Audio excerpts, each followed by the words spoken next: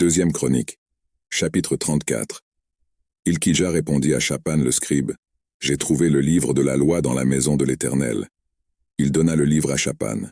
Ce verset fait partie du récit de la restauration du livre de la loi de Moïse, pendant le règne du roi Josias de Juda. Voici les principaux points à considérer dans ce passage.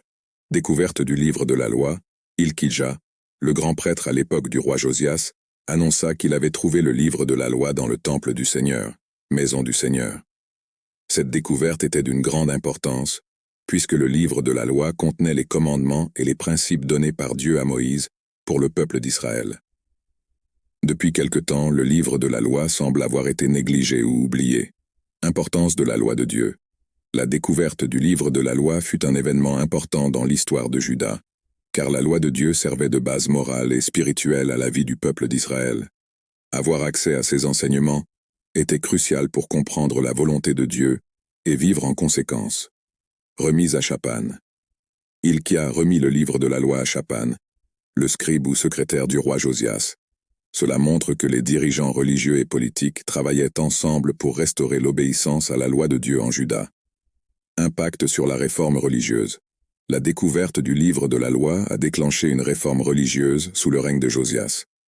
Lorsque le roi entendit les paroles de la loi, il fut profondément convaincu et entreprit d'éliminer l'idolâtrie et de restaurer le culte de Dieu, comme le prescrit la loi.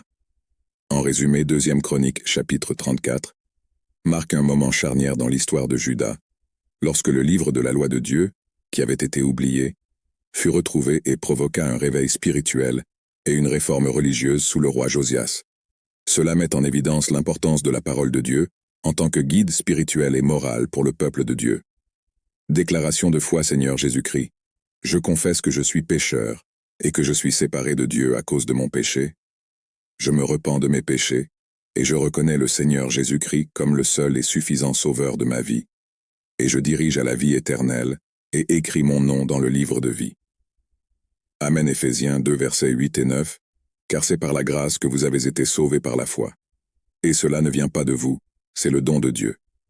Pas des œuvres, de peur que personne ne se vante.